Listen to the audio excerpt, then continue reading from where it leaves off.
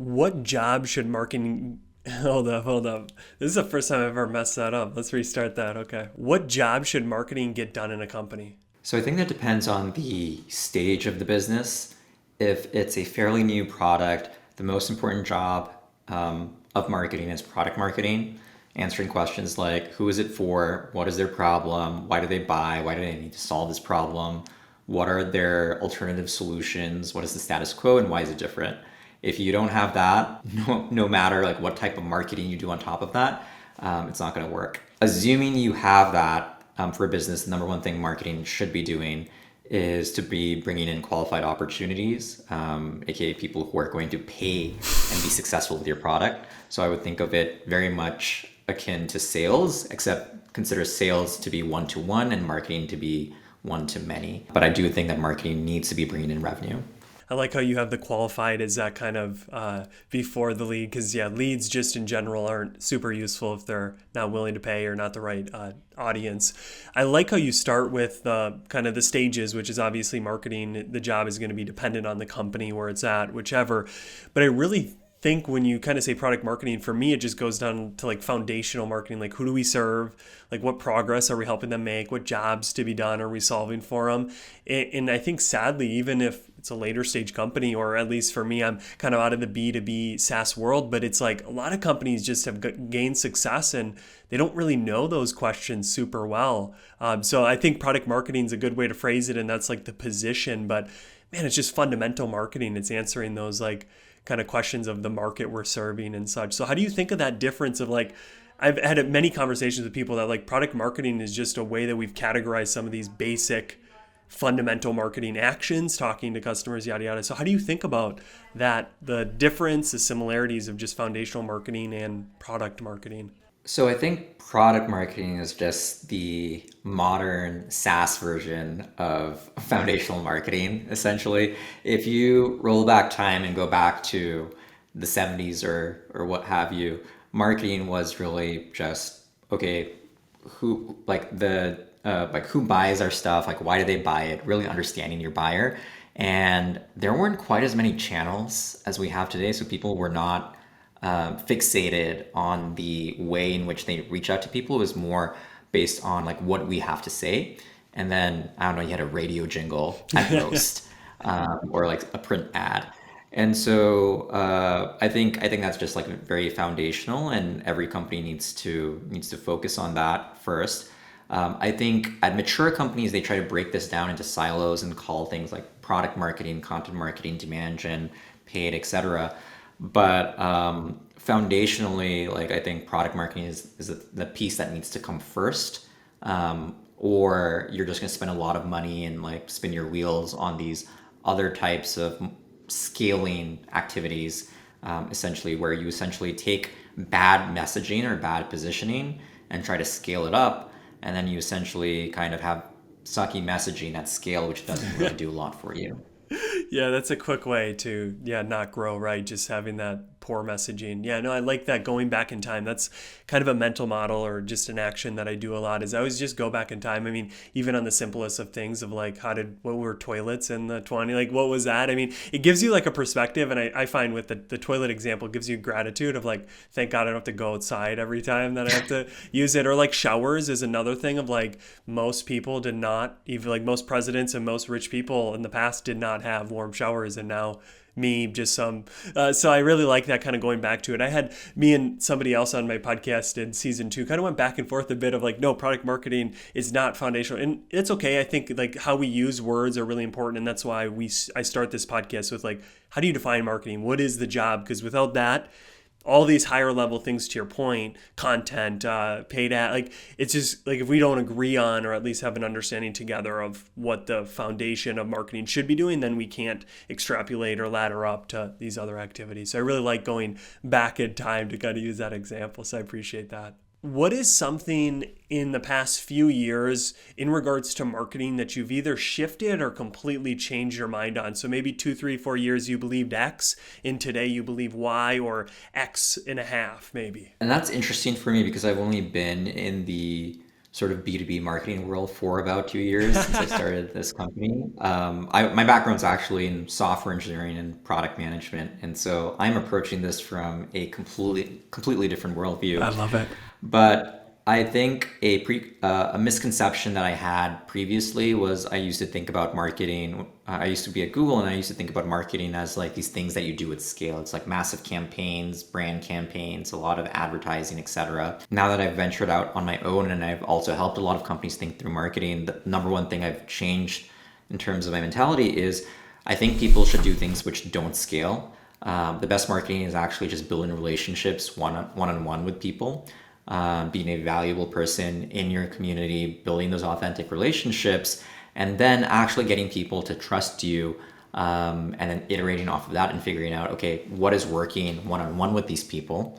How do I get 5 people to buy into the idea? And then once you have that foundation in place, once again, going back to what I said earlier, you can scale it. But I do think good marketing starts off with like good almost sales. I love that word, the unscalable, or those inefficient activities. Why do you think, because I also had some level of that misconception as well, that it's just at scale and all that. Why do we fall into it? Is it just easier to think in that way of like, oh, I don't want to do the hand-to-hand combat, as I know the Drift podcast, Seeking Wisdom, used to say, where early on you have to do that hand-to-hand combat. I think it's based on what we're influenced by. So if you think about yourself in terms of the marketing you consume on a daily basis, a lot of it is probably from like large successful brands, which have kind of like figured things out, whether it be consumer or B2B. And so when you see marketing from a company like HubSpot or Drift or a Zendesk, you think, okay, that's what my marketing should look like as well. What you're missing is that they've done a whole bunch of legwork to get up there for them to run these campaigns, and you copying them is not going to do anything for your business. And so I think everybody kind of needs to learn that for themselves. And so like you just have to go through the pain of trying some stuff, burning a bunch of money in ads, or trying to do the scalable thing and realizing, you know what, I think I need to go back to basics and like actually understand our foundations before we do this. But I think it largely comes from like what you're influenced by, and people thinking that what works for others that are already successful is going to work for you. Oh, I love that, because I think it's somewhat subconscious. Like we might not put it in those words you just said of like, oh, I see these large campaigns and that's what I'm going to emulate, but it just happens. It's like this mimetic pull towards that versus truly understanding that. And then there's that quote of good artists copy, great artists steal. And I think to steal, you have to understand the fundamentals. You have to build from first principles to get to something different versus just copying HubSpot's website, because it's like, we need a website. What are the greats coming in? It's like, well, to your point, they're going to be so different where they're at in their company's life cycle, who they're targeting. And I think it's much more harder to steal than to copy. And we just naturally either consciously or subconsciously just copy and kind of expect similar results. And to your point, maybe that's how we learn, is it doesn't bring those results. So then we quickly have to pivot to say, no, I need to kind of go to those first principles, do those unscalables. I think, and I've been having a lot of conversations about things that are inefficient are sometimes the best. I mean, think about having children. Very inefficient if you're trying to go fast. Even marriage, you can extrapolate that it's kind of inefficient to be married to one person, so that when opportunities come, quote unquote, you're inefficient in that. But it's like those things give way more than the bachelor gets by being efficient with sleeping with a different woman every single night. It's like, well, yeah, you gain some things, but the inefficient action might actually be the long-term better choice. As you've likely heard already on this conversation, Parthi knows what he's talking about when it comes to marketing. The funny thing is Parthi's never been in marketing, which makes me think sometimes marketers don't have all the answers. Some of the best marketing is insights, guidance, advice actually comes from outside of marketing. Why is that? They see differently than us, you and I, marketers. Parthi Loganathan is a prime example of this. With a background in software engineering, he's now forced to understand marketing as a founder, which makes his insights pragmatic and actionable. So, who is Parthi? He began his career in software engineering, was a product manager at Google from 2016 to 2019, then jumped into the startup world to launch a handful of micro SaaS businesses, and is now the founder and CEO of LetterDrop, helping go-to-market teams educate customers to build pipeline. Why should you listen? You want to improve your marketing by looking back at history and applying the underlying principles and mental models. You want to learn how to make LinkedIn an acquisition channel for your business, and you want to understand why the best marketing just doesn't scale. Before we dive into this conversation, run the intro. Welcome to Season 3 of On Marketing, a show where we explore what marketing is, like really is. I won't tell you what to think, I'll help you improve how you think about marketing. It's February 16th, 2024. I'm Jordan Ogren, a marketing strategist by day and a podcast host by night. Ready to get in? Before we do, please subscribe to my weekly newsletter to get new episodes, extra insights, and the occasional photo of my cat. It's fittingly called a newsletter on marketing. The link to join is in the first line of the show notes. Finally, opinions shared in this podcast are the individual views of the hosts and guests, not those of their employers or associated organizations. This content is intended for informational purposes and should not be considered professional marketing guidance. Listeners act on the information provided at their own risk. I hate that I have to do that, but thank you for being here. What do you think, with AI, as I mentioned, with all these things that are coming into marketing, coming into business in general, like what are some traditional or just core marketing principles, marketing mental models that you think we need to use to continue being successful even in today's digital AI age? I think AI has basically, and you probably saw all the stuff that came from OpenAI and Google yesterday. We can now produce minute-long stock videos just from a text description. And this is going to keep getting better, right? And so in many ways, I think AI has raised the bar in terms of what people need to be able to create, right? If AI can do it, like you shouldn't be doing it. And so I think what people are going to start craving more is essentially like, I want to learn from actual people, especially in the B2B world, right? Like at the end of the day, in B2B, a lot of marketing is just like, I want to solve my problems. My boss has me on like an ambitious metric. I'm worried about getting fired. I want to hit this. I want to get promoted. All these kinds of like deeply personal human desires are tied to business outcomes essentially. And the only way you're going to solve those problems is if somebody can help you, educate you, and figure out, okay, like how do I solve these problems? And I just don't think the types of marketing where AI is going to come in is going to really help with that because those are not lived experiences. Essentially, like at the end of the day, I care about information, and so I think companies need to go back to understanding, like, once again, good product marketing foundations. Like, are you solving a real problem for people? Like, what is the problem? What is the status quo? Is it doing nothing? Is it using other tools or services? What are you competing against? Why should they pick you? Why are you different? And then essentially creating customer stories, education at scale around these core foundations. So I think people really should go back to the basics. Going back to what we said earlier around like people in the 70s or 80s with marketing, I like going back to David Ogilvy's principles in terms of, he's just like, back then all you did was understand your customer, be helpful, be truthful, don't be boring. And he came up with like amazing commercials back in the day for brands like Rolls-Royce and the like. And I think same stuff applies today. Just understand like what like makes it click in somebody's head. That's what you need to figure out. Which then means, for me, knowing the customer, knowing what's going on in their head, which is somewhat unscalable. You can't, I have yet to understand how to use AI to, you can have tons of customer interviews and then you plug those interviews into AI and then you start to kind of like get an output from AI. But again, that is coming from an unscalable activity, doing the interview for 40 minutes or 30 minutes with a customer and truly trying to write their diary for them, really understand, to your point, those challenges of these, I don't want to get fired like that. You can't find that instantly on their LinkedIn profile, but as you talk to them, as tell me deeper on this, and you keep, being empathetic, you can find that and then be like, oh, that's our copy for the website right there, rather than, enterprise all-in-one solution. It's like,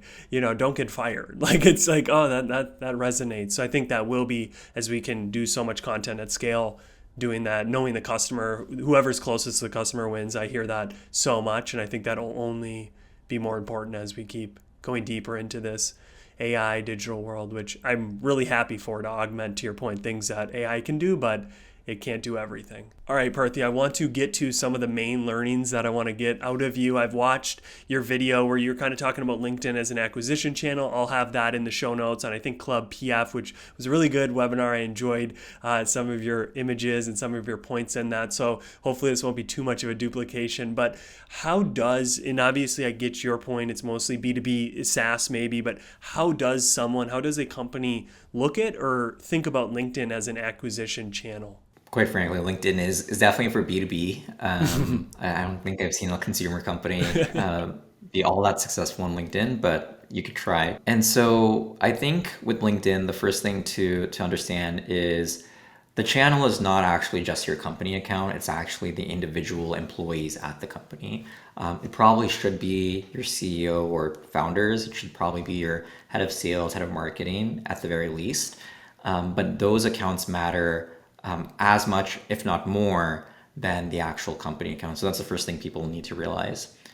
The second thing is that how people think about customer acquisition on LinkedIn historically is just, I'm just going to DM people. It's just an alternative to email, which is why people are so hesitant to connect with anybody. You just receive all of these DMs on LinkedIn in mails, and which is why like LinkedIn has actually separated their messaging inbox into two channels for other versus connections. It's essentially become like email. And I think instead people should think about this, instead of it as like all I can do is DM, is figure out how do you actually bring people to you. And so the real activity is going to be happening in your feed through posts, as well as like comments, and building those kinds of authentic relationships. In a way, like you're doing things which don't scale in terms of building those relationships, but you're doing it in the public eye. And so it actually does scale, which is really interesting. And so I think the point of LinkedIn is to start to try to focus on how do you bring people to you by being an individual who is interested in putting stuff out there that is educational, helpful, that people want to follow. And then I think what you need to do then is try to figure out, okay, like now that I have this audience of people who are potential buyers, how do I actually figure out how to track who is in my orbit, consuming my stuff, and then turning them into actual leads. And so I think one of the things that people assume is like, okay, if I don't have a lot of engagement, there's no value, but you should understand that people are seeing this stuff. There are lots of silent lurkers out there. I started doing LinkedIn primarily for my business, but when I go meet people in person, they're like, Parthi, I see you all the time on LinkedIn. I've never liked, never commented, but they're very well aware of exactly everything that I'm posting, and I am getting my message across to them. I really like that. I like your first point, obviously, that the company is one piece of it, but to your point, it could be a small piece. The people that are behind the company should be on their posting. And I'm guessing a common challenge or roadblock is like, what do I post about? Like, what do I say? Like, where do I go with it? Do I just share my company's blog article? Like, which I'm guessing isn't the best strategy. So how do you, for yourself maybe, or help others think through that of like, what do I post? Where do I start? How do I begin? I want to make it easy for people to get started, like start with training wheels, right? Don't try to do everything perfectly and then get bummed out because it's too hard and quit, right? You don't go to the gym on day one and try to deadlift like 4 plates or something like that. You start with an empty bar, like do it easy, start off easy. And so I recommend the first thing people do is just get into the habit of creating content. And so consistency matters. It's fine if like your content isn't very good. The first thing you can do is just like build a habit of like posting a fixed number of times per week. I think that'll get you pretty darn far. I think the second thing people need to consider is the fact that a lot of things that they think are obvious are actually not as obvious to other people. So if you've learned something at your job today, feel free to share it with the world. Think about this. If a coworker or a customer is asking you a question, there's probably like thousands, hundreds of, like tens of thousands of people who have the exact same question that they just asked you. And if you have the answer, that's share it with the world. And people will actually learn something from you. They'll be like, hey, this is a person worth following or learning from. And that's how you start, essentially. And I think once you get past that initial hump, you're just sharing like basics and you have that kind of momentum, then you can start getting into fancy stuff in terms of thinking about formats and like style of writing and a whole bunch of other stuff. I do think that people can be repurposing a lot of content. I think getting on camera, talking to like doing like podcasts like this, or talking to other people, talking to your coworkers is really great in terms of getting insights. You can clip these up and use them on LinkedIn. I think you can repurpose a lot of longer form content that you're creating. So if your company does have like a really good blog post and it's just kind of like collecting dust on your website because it's maybe not generating the traffic it should be via SEO, like take the ideas from that and share that with the world. I think the core thing here is just being able to share like useful information, and then kind of iterating from there and worrying less about, oh, should I do a carousel or a video or should I format it this way? I think those are like micro optimizations off of a foundation of I have something that's worth saying. The other thing I will say is that content is half the battle. The other half is actually making sure it gets seen by people, and then you can convert them. And so it's important to make your LinkedIn page a sales page. Think of it as a landing page like your website. It's not a resume. It's actually, hey, here's who I am. Here's what I talk about. And here's what we like our product and like what we do. So you should definitely do that. And then you need to network aggressively. You need to be try to use up all of your connection requests every single week. Just connect with people. I tend to not like add a message or anything along those lines. I'm just like, hey, like I'm an interesting person to follow. Like send a connection request. If you're somebody worth following, a lot of people will actually like look at your profile and actually be like, yeah, you know what, I want to connect with someone. No one says no to connecting with somebody who has 20,000 followers and a lot of stuff. They'll be like, oh yeah, like this person seems interesting. And then just be authentic, right? Just engage in comments with people, and then use DMs sparingly. Use DMs only when you think it's natural to like have a conversation with somebody, and it's not contrived way of you kind of pitch slapping somebody essentially. So those are what I would say in terms of somebody just getting started is start slow and kind of build your way up from there. I love that. I think the habit piece is really critical to just make it a habit. And I think to build off some of the final points you're talking about, I think engaging is sometimes an easy way in, like become the lurker, go engage on 5 posts a week or whatever until you get comfortable enough writing a comment to then turn something into an actual post. But I think to your point as well, there's so much content that companies are putting out or they're having questions answered. I know that book by Marcus Sheridan, I read it a long time ago, They Ask You Answer, is more for how to write blog content or do that. But it is the same way where it's like if people are asking, there's others who have the same or a similar question. So answer it on LinkedIn, because I think to your point, it's unscalable, but it's scalable in the sense that tons of people can see it. People can share it to their network and stuff. And I think that was a thought I had, is like this in public. I don't want to call it building in public, writing in public, whatever you want to call it, but it's just doing stuff more in public, which then I think just has a benefit so people can come on your journey. It's more authentic, all the points you're talking about. So I really like that, and you definitely nailed it on the head, I think, to just start getting into it slowly. Don't go and break your back trying to do something at the gym. Just do it with the rack with nothing on it, then put a few weights, and then eventually you'll get to it. I mean, a lot of people I know too that have success on LinkedIn have been at it 5, 3, 4, 6, 7, 10 years. So it's like it doesn't come easy, and I think obviously you could argue it's like past the prime, but I think LinkedIn's really positioned well to be this professional, I don't want to say it, but professional Facebook, that it's like, that's where I go for my Facebook. I don't like Facebook at all. That LinkedIn's where I connect. I learn of someone hiking on LinkedIn. who knew, right? But it's cool to like learn that this person in my network likes to hike. Great, I like to hike too. Let's go for a hike together. But I really like those comments, and I think it's just being personal and almost like not treating it like a sales channel, but treating it like a sales channel. It's kind of this like ironic or paradox where it isn't a resume, it is your sales website nowadays, but don't be salesy with pitch slapping and all of that.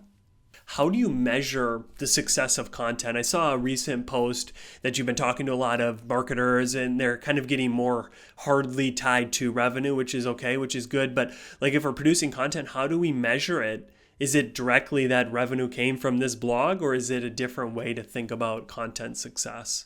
I don't know if everybody's going to agree with me, but I very strongly believe that every activity in an organization eventually needs to roll up to revenue, like period, right?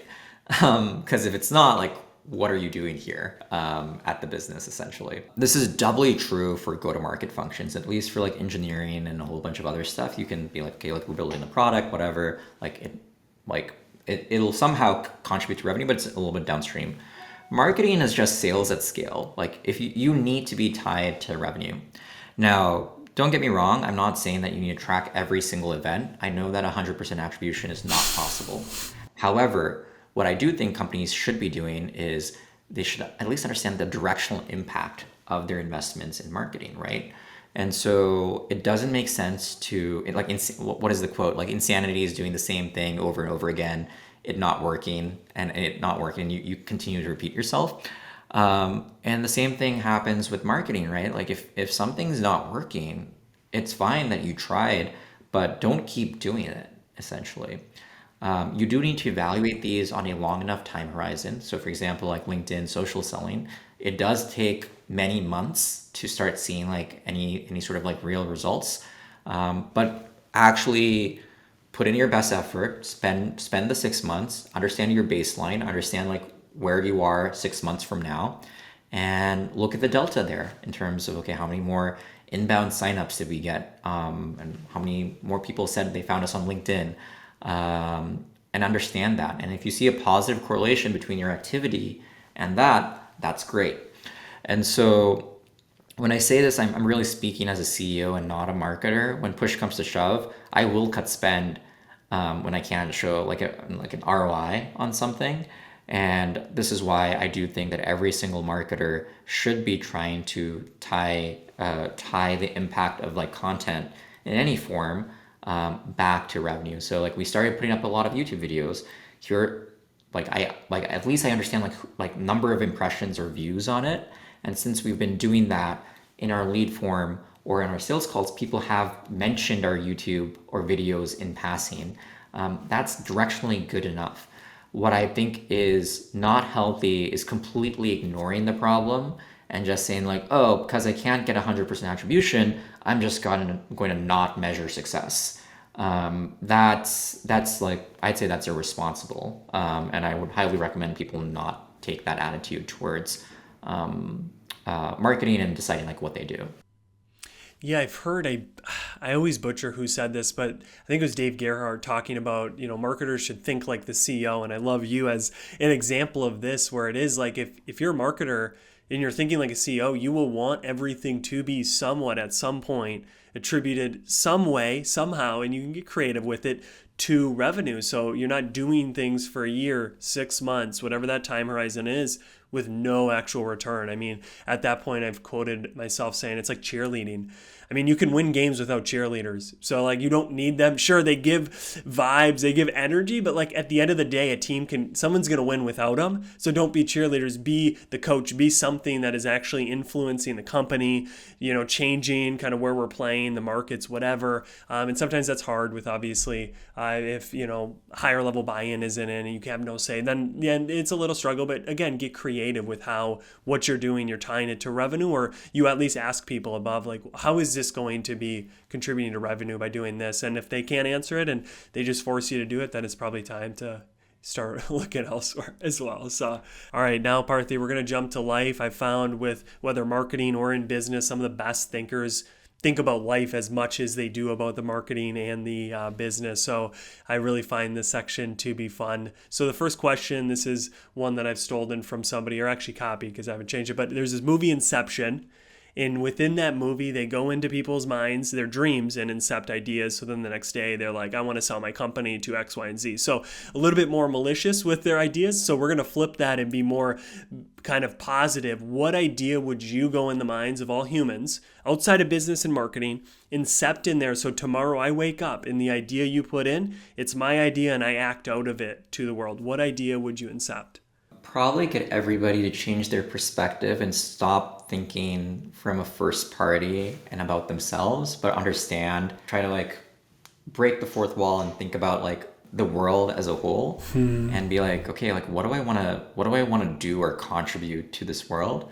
I just realized the world doesn't revolve around you. I think that would just like make a lot of people net happier, where they'll realize like the biggest thing that they can do is just like impact the people around them instead of ask. It's going back to the quote, like ask what you can do for your country or your people or your community rather than what they can do for you. I was recently interviewing somebody on the podcast and they brought up this concept of sonder, which is just this concept or idea that we all wake up with us at the center of the movie, of the show. We're the sun in the galaxy, and it's this kind of really intentional and kind of like a forceful process of what you're talking about, of getting out of yourself, realizing, wait, Parthi has the same movie going on, but he's the main character. How can I be a supporting character in his movie?